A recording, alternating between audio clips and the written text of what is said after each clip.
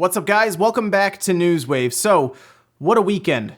Ton of Animal Crossing, right? I mean, maybe, is that just me? I don't think so. I think a lot of people were playing Animal Crossing, and I played Doom Eternal, but as soon as I really started getting into Animal Crossing, it was tough to get away from it. I might make a whole separate video just on Animal Crossing because this new one just feels different from any of the other ones I've played. The last one I was really into was on the GameCube, and this one, I don't know, it's really pulled me in.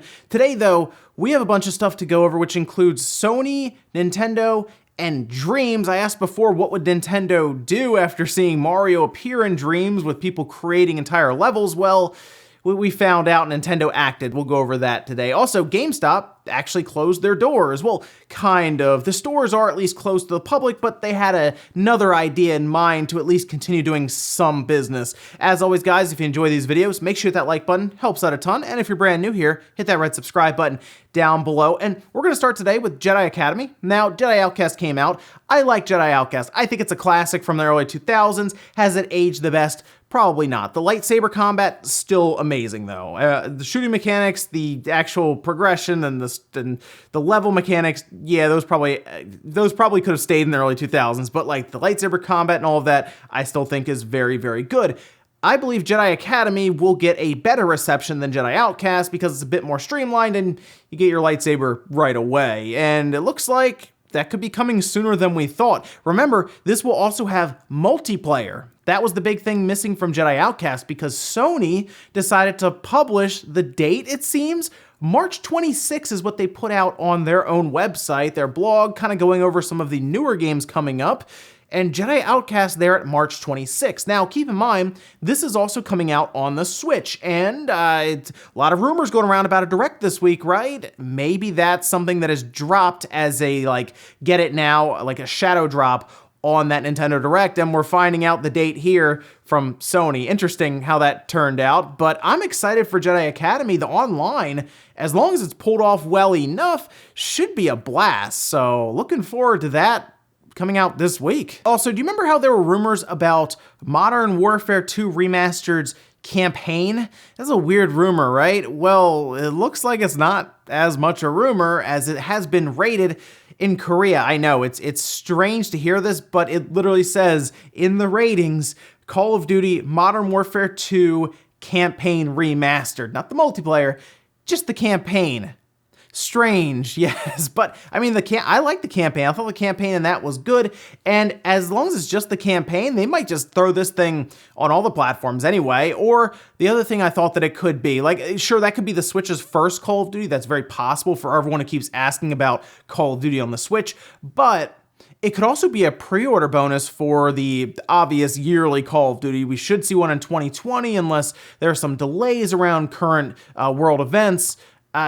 Yeah, that could be a pre-order bonus. Like, you pre-order the game and you get that. They did the same thing before with Modern Warfare Remastered, and everyone was really mad about that because it was attached to Infinite Warfare. They could do it this year again, just with Modern Warfare 2. At least it's just the campaign, but still, it'd be pretty neat to see that thing get a remaster, but maybe they're just going to sell it as a $20 pack. I'm just kidding, it's Activision. That'll have some strings attached. Also, Half-Life Alyx is out today, March 23rd, and people have been pretty excited for this. Even though it is a VR title, it's still a new Half-Life game, and it looks like the stats on Steam reflect that. This appears to be Steam's biggest release so far this year. You can see the tweet here. It says Half-Life Alyx has surpassed 300,000 owners on Steam ahead of its Monday launch on Monday. With launch sales, it will likely become the top-selling Steam release of 2020 so far, beating games such as Temtem, Wolcen, Lom, Borderlands 3, and Metro Exodus. That's a big deal considering it is a VR game still, and a lot of people who have indexes are buying it, which a lot of people with the index, I believe, just got a code to get it anyway, so I wonder if that's just like, I guess that would be counted as a sale technically. I mean, they sold them an index, sure, they get a sale out of that, right? But to see a Half-Life game still be strong enough to pull VR along, that's a big deal. VR games don't generally sell tremendously well. They just don't. And if they do end up moving this to something like PlayStation VR 2, this could easily be a multi-million unit seller overall. But so far, early signs show this is going to be a big-time seller for Valve. And guys, with some of the quick news out of the way, let's get into the bigger stuff. Let's start right away with Sony, Nintendo, and Dreams. Of course, we know what Dreams is at this time. We did a video here on this channel, and I was pretty impressed what people have been able to come up with a game that is pretty much a game engine that you create other games in, and we've even got to the point where Media Molecule is exploring the idea of these games being sold commercially, kinda, at least things like concept art or just different assets you create in the game. It is, I believe, gonna maybe explode into its own commercial game engine overall that people can use. It's exciting stuff, but it's still very early on. However, of course, there are a lot of games that we would like made or even improved on or just attempted. And that's why you see things like PT, of course, show up. PT shows up constantly whenever there's a new game engine. Let's port PT to it. That's gonna be like in 20 years how people port Doom to everything. It's gonna be PT, right?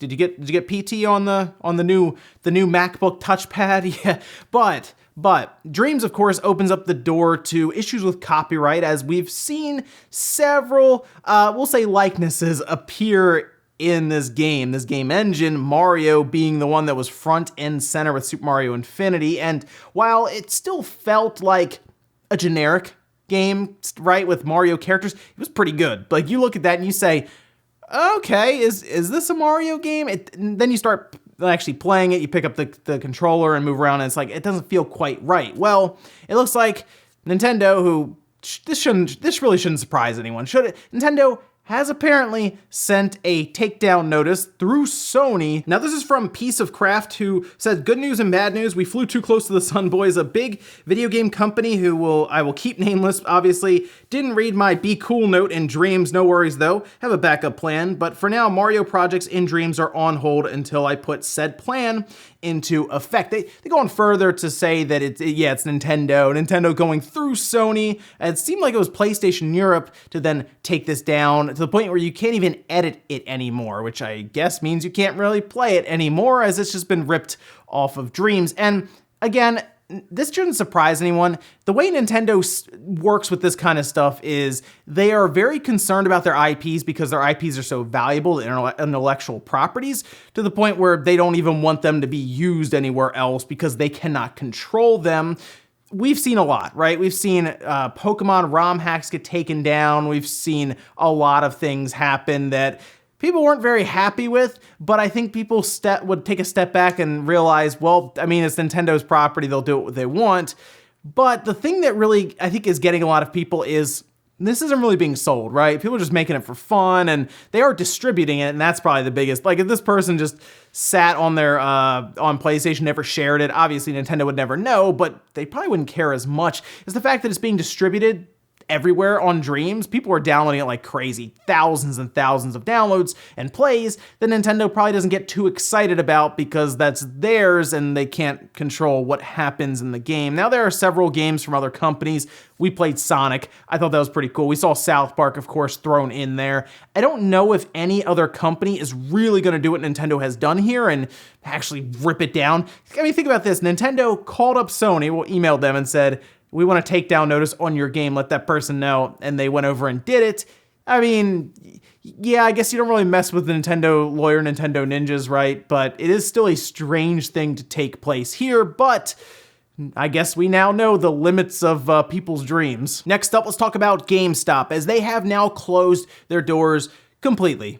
Like, you can't walk into a GameStop, but you could still buy stuff from them. They put out a press release that explains there will be door delivery, essentially. So you walk up to the store, you have to call, you order, pick up in store, of course. You order online, pick up at store, you drive there, you call, and they will bring your order to the door and pretty much hand it to you, I guess, or kind of hand it through the door, you know, carefully. Maybe they like barely open it. Maybe they'll just like see you come and they leave it outside and run right back inside. I haven't tried it myself. I'm a little curious, but at this point, I already have Animal Crossing and Doom. I'm good. But the idea of this is interesting, I guess. I mean, it's good. I think that GameStop at least was listening to everyone and was like, look, it's essential business, okay?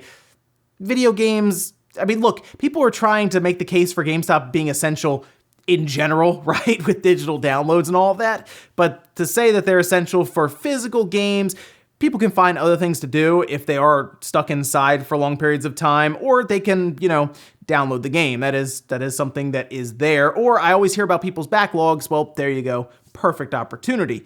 The idea of GameStop at least still staying open, it's kind of this compromise. They want to stay open. And yeah, they're a business. Obviously, they want to stay open, but they also have to be mindful of the employees. Now, I hope they still do send products that can sanitize and clean and all of that, hand sanitizer, obviously any kind of wipes, disinfectant wipes, all of that.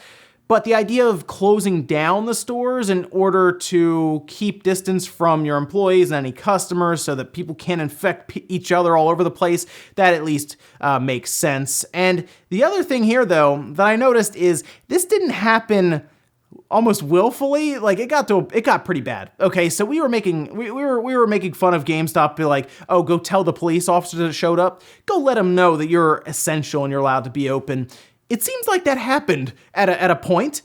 And in Pennsylvania, GameStop had its business license suspended. This is posted up as well as GameStops were actually being shut down. That letter was sent out because it was happening and got to the point in Pennsylvania where they just weren't allowed to be open, period, because they were going against actual orders from their state government. So yes, that got to that point, and California, of course, started shutting everything down, and GameStop had to shut down all over the place, and they decided, let's come to a middle ground, and they did.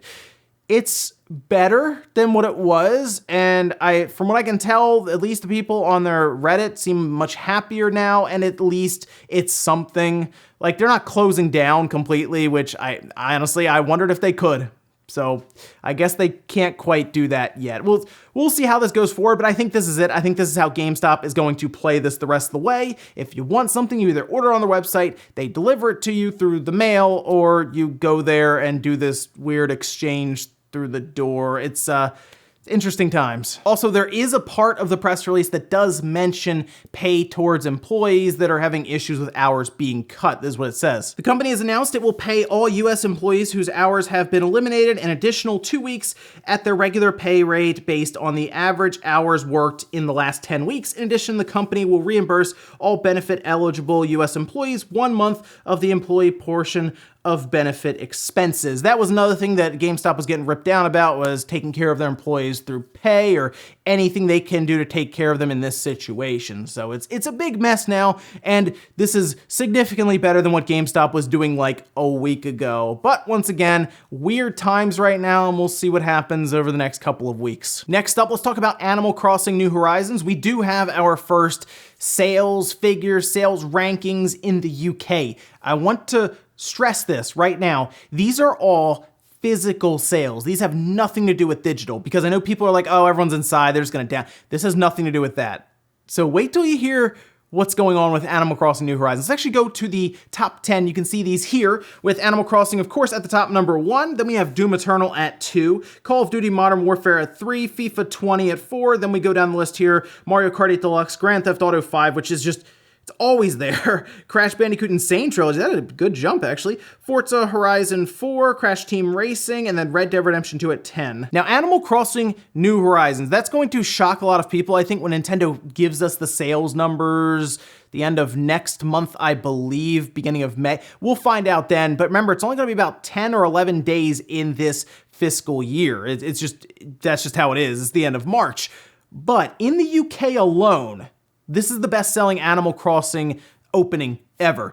3.5 times more than New Leaf. If you add up all the other Animal Crossing openings in the UK, New Horizons is still more. It's the best-selling game for the Switch, period. Like, so far, opening. And that does include Sword and Shield as long as you keep them separate. If you add them together, well, it's just, hey, the Pokemon Company, they know what they're doing. They give us 2 versions of the same game, essentially, and it works. But if you separate them, Animal Crossing New Horizons, still the best-selling game on the Switch so far in the UK in its first opening week. That is some impressive stuff. That means that when we do see the sales numbers, it is going to be off the charts, and this is, and I'm not even kidding, Animal Crossing, a 15 to 20 million unit seller, no sweat, its lifetime. And that will shock some people to hear, but Animal Crossing is a big seller, and it shows it here. Now, we still need to wait for different things like Famitsu sales and The issue is, of course, what's going on currently. People are staying home more, they're downloading more, but it didn't seem to stop people in the UK from grabbing it physically and setting a new record essentially for Animal Crossing's opening, which is great because New Horizons is just a good game in general. People are saying it's a good Animal Crossing game. No, it's just a good game in general. And in our last bit of news, we have a bit of an xCloud update. The Verge managed to obtain several pictures, images of what xCloud is going to look like on PC, but to go a little further than that, it does appear that Microsoft is rolling out tests internally. They're going to let their employees try this thing out, which is kind of a neat idea. Microsoft just opened it up for employees to try streaming Xbox games on their PC in their browser. Doesn't matter what type of PC you have, video card or not, it should run. Now, according to them, they are currently testing at 720p with 1080p right around the corner, whatever that means, a month or two after it goes live through a beta. Now, most likely this will kind of follow the same path that we have seen with xCloud so far on phones, where it was like this alpha they did, this closed alpha. They've slowly rolled out more and more, and eventually they let like a lot of people try it. I'm kind of wondering if they're going to do something similar with that, or if they're just going to show up and say, hey, just open up a browser, go try out xCloud. Now, there are plans to tie it into Game Pass, so if you're a Game Pass subscriber, you can just stream the game. I guess you click it, and it grabs an Xbox from one of their several blades, which, by the way, they're apparently now fitting 8 Xbox One S systems into their blades in their data centers, which is impressive stuff. You'll grab one of those, and you start playing it through the internet streamed. So it's good to see this happen. Stadia has been stumbling like crazy, so I'm hoping that maybe even when Microsoft starts launching, Google gets a bit more serious with Stadia, because they keep doing a lot of promising, and it's like, all right, is anything actually going to come from this? But Microsoft's much more prepared, and they've done a lot more testing. So I've joked before that we'll have the streaming wars, and that still looks like it's going to be a thing. But we have had, again, some problems going on currently in the world, and that has delayed a lot of things and affect a lot of logistics. But so far, it looks like xCloud could be showing up in your browser pretty soon. And we'll finish up with a comment of the day, as you're seeing here. This one is from Awesome Astronaut saying, GameStop's so-called classification is ridiculous. Obviously, people can survive without games. It may be boring, but it's non-essential. Secondly, anyone who is going to play games during quarantine likely has some already. That's basically the backlog thing, but here's the deal. I actually think games are pretty important, especially if you're inside a lot. Like if you're just going to be pretty much on lockdown, I think games or a movie or some kind of entertainment to keep us sane is important. I think it's great that Animal Crossing's out because, like I said, that's a game. That is legitimately a game that I've played that you kind of forget about the stuff around you, which is dangerous, by the way, because you're not supposed to time travel in Animal Crossing, right? Like on purpose, but you end up time traveling when you play the game because you're like, okay, it's 1 PM. I got like an hour. Then you look down and you're like, whoa, it's dinner time. Okay, it's having those kind of games around you when you are in quarantine, you're locked down, or just like watching something else other than the news on TV, whether it's a movie or you're on YouTube and you're just enjoying something, it's a good thing. So I do think games are important. I don't think having to go out and get a physical copy of something that you could download is essential. That's the biggest thing. That's the difference. I don't think GameStop themselves is essential for selling games. Ladies and gentlemen, that's gonna do it here for Newswave. Enjoyed these videos, hit that like button, guys, really helps out. If not, hit the dislike. Leave comments down below about everything we talked about today, whether it is Nintendo sending these takedown notices to Sony and Dreams. What do you think about that one? Should they just kind of lay off and say, well, they're not making any money, it's not that big of a deal, or since it is Mario, they should be sending them? Let me know about that one. That's interesting topic there. And then what about Animal Crossing New Horizons big time sales in the UK? And then GameStop closing down their doors, kind of. You can still go make a handoff there for some games, right? Thanks guys for watching, and I'll see you next time.